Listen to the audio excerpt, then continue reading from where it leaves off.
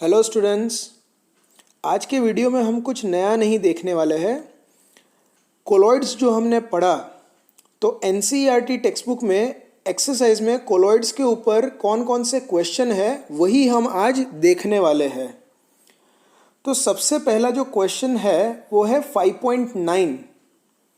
How are the colloidal solutions classified on the basis of physical state of the disperse phase and dispersion medium. तो students ये तो बहुत simple सा question है, direct text book में दिया है। एक टेबल हमने देखा था जिसमें डिस्पर्स फेज और डिस्पर्जन मीडियम के जो स्टेट थे उसके ऊपर से हमको 8 डिफरेंट टाइप्स ऑफ कोलॉइड मिले थे, एरोसोल, जेल, इमल्जन एट्सेट्रा। तो ये टेबल आपको पूरा लर्न करके ये क्वेश्चन के आंसर में आपको लिखना है।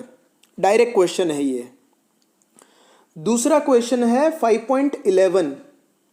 What are lyophilic and lyophobic sol? Give one example of each type. Why are hydrophobic sol easily coagulated? अब ये भी डायरेक्ट क्वेश्चन है, what are lyophilic and lyophobic sol. तो स्टूडेंट्स हमने देख रखा था कि जब हम डिस्पर्स फेज और डिस्पर्जन मीडियम को अगर मिक्स करें और अपने आप से अगर ये कोलॉइडल सॉल्यूशन बना देता है तो उसको हम लियोफिलिक सोल कहते हैं। और अगर वो अपने आप से कोलॉइडल सॉल्यूशन नहीं बनाता है उसके लिए जो हम इनडायरेक्ट मेथड यूज़ करते हैं, स्पेशल मेथड यूज़ करते हैं, तभी वो अगर बनेंगे तो उसको कहते हैं हम लियोफोबिक सोल, लायोफोबिक सोल, है ना। तो इसमें हम इतना लिख सकते हैं कि colloidal sols directly formed by mixing substances with a suitable dispersion medium are called lyophilic sol. और इसके एग्जाम्पल क्या है? गम, जिलेटिन, स्टार्च, रबर, ये इसके एग्जाम्पल है। फिर हम लिख सकते हैं substances when simply mix with the dispersion medium do not form the colloidal sol. Their colloidal soul can be prepared only by special method. Such sols are called lyophobic sols. और इसके example है gold soul, AS2S3 soul etcetera.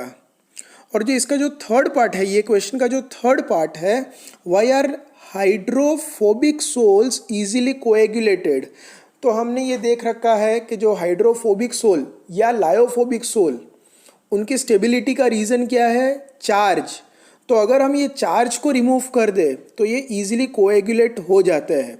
इसके ऊपर भी हमने video में detail में discuss कर रखा है। तो इसमें आप ये लिख सकते हो, the stability of the hydrophobic sol is due to the presence of charge on colloidal particles.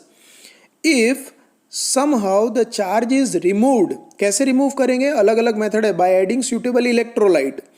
The particles come nearer to each other to form aggregates, या जिसको हम कहते हैं coagulate, and settle down under the force of gravity.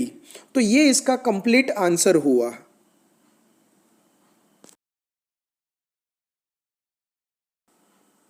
उसके बाद अगर हम देखें तो next question is 5.12।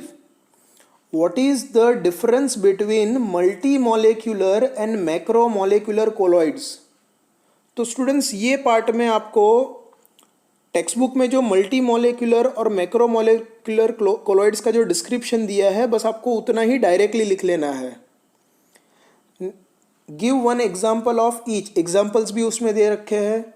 How are associated colloids different from this two types of colloid? तो ये पार्ट के आंसर में भी आपको एसोसिएटेड कोलॉइड का जो डिस्क्रिप्शन लिखा है वही लिखना है। टेक्स्ट बुक में से आपको डायरेक्ट ये आंसर लिखना है। क्लियर है? नेक्स्ट क्वेश्चन है 5.14। How are colloids classified on the basis of? अब इधर 3 पार्ट है क्वेश्चन में। पहला पार्ट है फिजिकल स्टेट ऑफ कंपोनेंट्स। तो ये तो हमने जो क्वेश्चन नंबर 5.9 किया ना वही है, जो 8 डिफरेंट टाइप्स थे वो टेबल ही यहाँ पे लिखना है।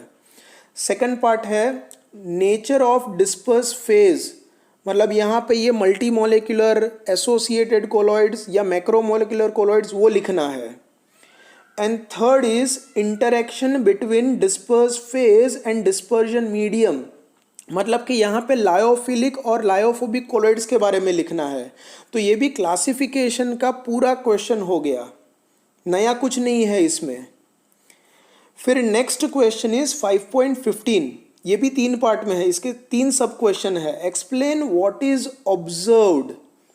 Number 1, when a beam of light is pass through a colloidal solution.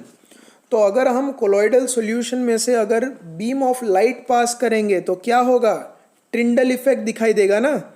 तो क्या लिखना है इसमें, when a beam of light या when a beam of white light is passed through a colloidal sol, the path of the light gets illuminated due to the scattering of light by colloidal particles. This is called Tyndall effect. Second part में क्या है, an electrolyte NaCl is added to hydrated ferric oxide sole. जब hydrated ferric oxide soul में हम NaCl add करते हैं, NaCl will act as an electrolyte, तो क्या होगा ये हमको बताना है।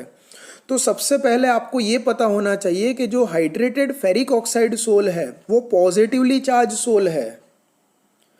तो जब हम इलेक्ट्रोलाइट ऐड करेंगे तो इलेक्ट्रोलाइट का कोई एक आयन, कोई भी आयन नहीं चलेगा, जो सोल है उसका जो चार्ज है उसका ओपोजिट आयन उसको न्यूट्रलाइज करके कोएगुलेट करेगा। तो अगर hydrated ferric oxide sol positively charge है तो NaCl में से Cl- ही उसको न्यूट्रलाइज करके कोएगुलेट करेगा। तो आपको इसमें क्या लिखना है, when an electrolyte NaCl is added to positively charge hydrated ferric oxide sole, the sole is neutralized by Cl- ion and the sole gets coagulated. Clear है ये। फिर थर्ड पार्ट है इसका, electric current is passed through a colloidal soul.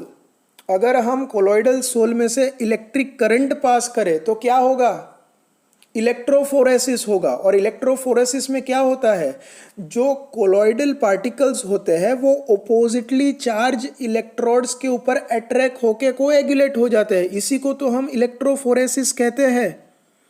तो ये part के answer में आपको क्या लिखना है, when an electric current is passed through a colloidal sol, the colloidal particles move towards oppositely charged electrodes. This movement of colloidal particles under an applied electric potential is called electrophoresis. तो ये आपको 5.15 के answer में लिखना है।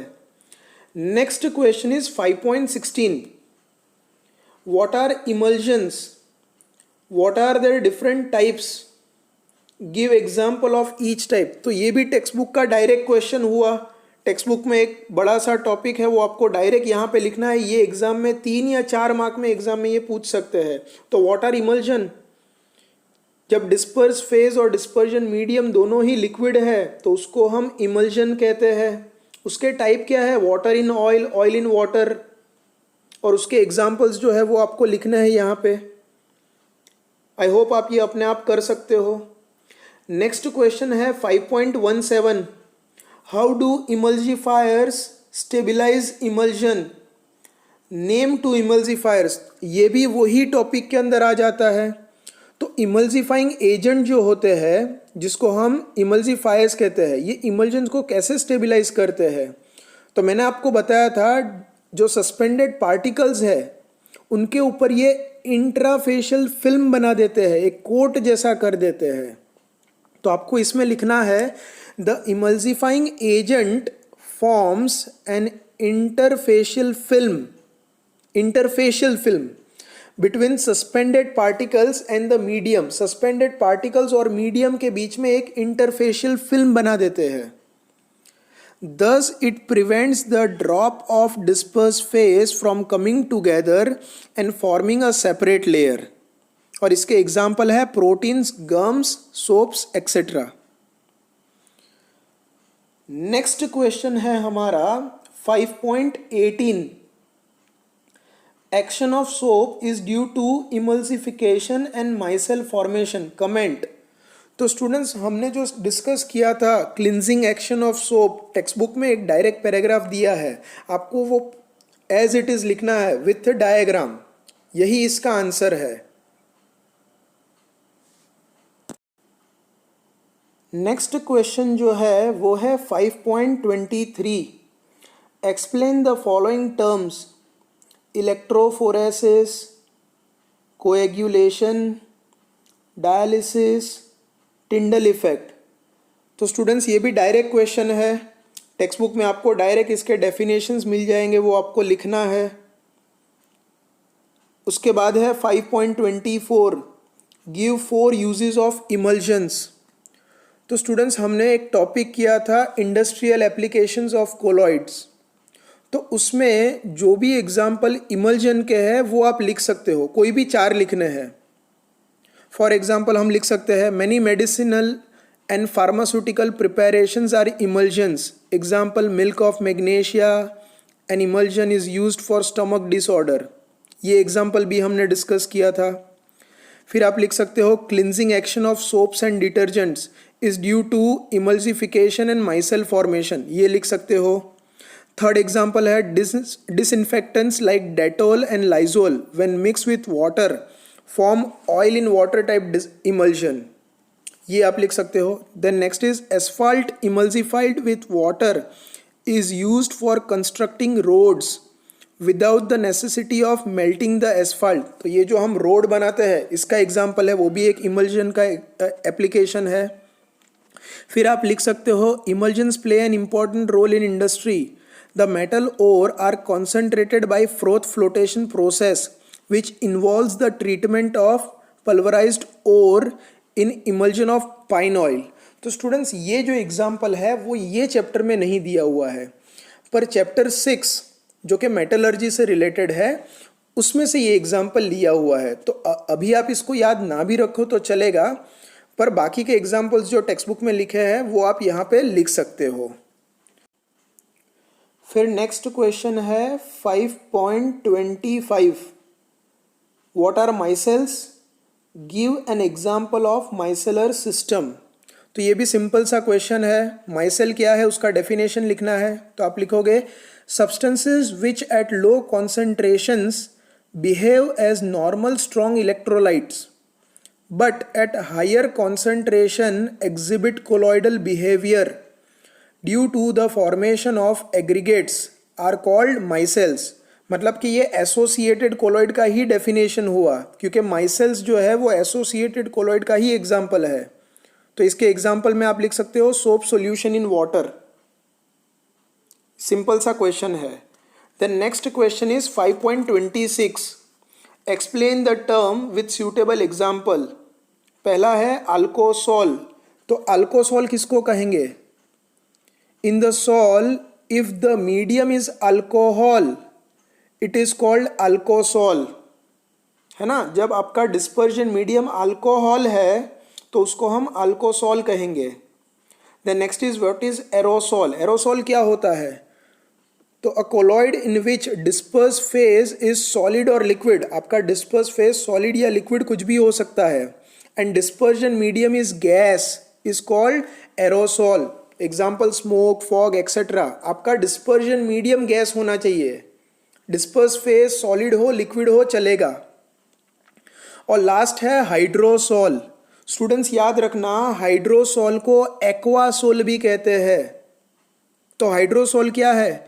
In the sol if the medium is water, मतलब कि आपका डिस्पर्जन मीडियम कोई भी लिक्विड नहीं, स्पेसिफिकली वाटर है, तो उस टाइप के सोल को हम कहेंगे हाइड्रोसोल या एक्वासोल कहेंगे। एग्जाम्पल है cell fluid, blood etcetera. And then we have last question 5.27, comment on the statement that colloid is not a substance but a state of a substance। तो students, ये तो हमने सबसे पहले वीडियो में देखा था कि कोलॉइड जो है it is a state of a substance. क्यों ऐसा है? क्योंकि कोई भी सब्सटेंस कोलॉइड है कि नहीं है, या कोई भी सब्सटेंस कोलॉइड है कि क्रिस्टलॉइड है, वो कंडीशन पे डिपेंड करता है। क्रिस्टलॉइड मतलब एक टाइप का ट्रू सॉल्यूशन, उसके जो पार्टिकल्स होते हैं वो। फॉर एग्जाम्पल, अगर आप NaCl को वाटर में ऐड करो तो वो क्रिस्टलॉइड की तरह बिहेव करेगा, क्योंकि वो पानी में डिज़ोल्व हो जाएगा और उसके जो साइज़ है वो 1 नैनोमीटर से कम होंगे। पर अगर वही NaCl को हम बेंजीन में ऐड करें तो वो कोलॉइड की तरह बिहेव करेगा। अगर हम एक दूसरा एग्जाम्पल लें, जैसे कि सोप को अगर हम लेस कॉन्सेंट्रेशन में यूज़ करें या लेस कॉन्सेंट्रेशन में हम उसको कंसिडर करें तो वो एक इलेक्ट्रोलाइट की तरह बिहेव करेगा, है ना। पर अगर हाई कॉन्सेंट्रेशन पे वो एक कोलॉइड की तरह बिहेव करेगा, एसोसिएटेड कोलॉइड की तरह बिहेव करेगा ना। तो इसमें आपको लिखना है the given statement is true, this is because the same substance may exist as a colloid under certain conditions and as a crystalloid under certain other conditions. For example, NaCl in water behaves as a crystalloid, while in benzene it behaves as a colloid. Similarly, dilute soap solution behaves like a crystalloid, while concentrated solution behaves as a colloid. It is the size of the particles which matters, that is, the state in which the substance exists. If the size of particles lies in the range 1 nanometer to 1000 nanometer, it is in the colloidal state. अगर वो particle का size 1 nanometre से 1000 nanometre के अगर बीच में है तो उसको कोलॉइडल स्टेट में कहा जा सकता है। तो स्टूडेंट्स, आज की वीडियो में हमने एक्सरसाइज में कोलॉइड्स के जितने भी क्वेश्चंस थे वो हमने आज देख लिए। उसके अलावा जो क्वेश्चंस थे वो तो हमने क्लासेस में ऑलरेडी देख रखे थे, सिर्फ ये क्वेश्चंस बाकी थे जो हमने आज देख लिए। स्टूडेंट्स, नेक्स्ट वीडियो में हम योगी में जो कोलॉइड्स के MCQ दिए हैं वो देखने वाले हैं।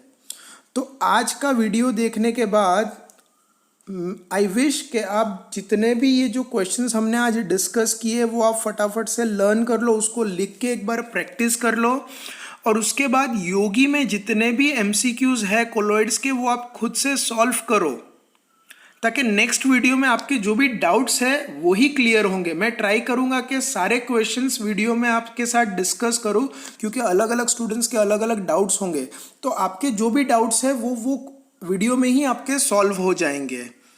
तो जितनी जल्दी हो सके सारे MCQs जो है वो भी आप सॉल्व करके रेडी रखो। Thank you.